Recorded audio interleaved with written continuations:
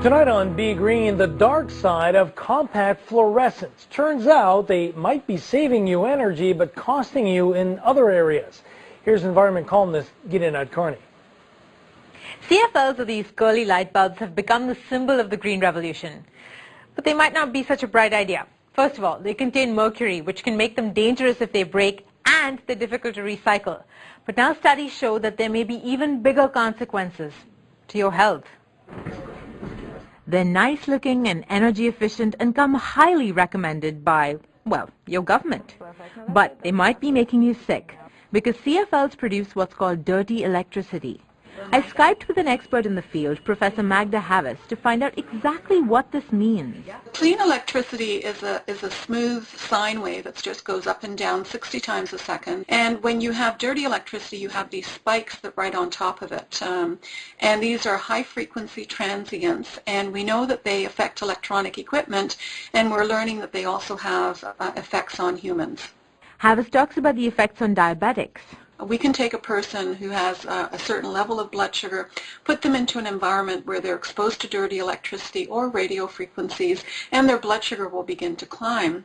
We can then move them into a clean environment, and their blood sugar will begin to fall. So we can turn it on and off just like a light switch. We've worked with people who have multiple sclerosis, and when they're in a dirty environment, their neurological symptoms are bad, and when they're in a clean environment, they improve. Havis also mentioned one study in a school in Wisconsin. And one of the things they found with the students is that when they cleaned up the power quality in the school, they improved power quality. They found that 37 of the students who had asthma and required inhalers on a daily basis stopped using them. They stopped using them in the home and in the school environment, but they still needed to use them in the home environment.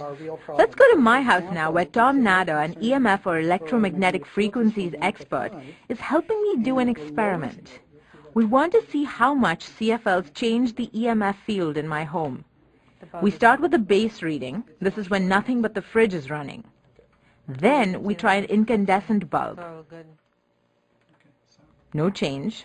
Ditto a halogen bulb. Now a CFL. Holy! Even worse, the effect of CFLs is cumulative.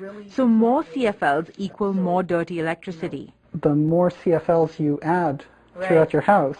And in a typical home, I counted in my home, I've got 50 light bulbs, right? And if I replace them all...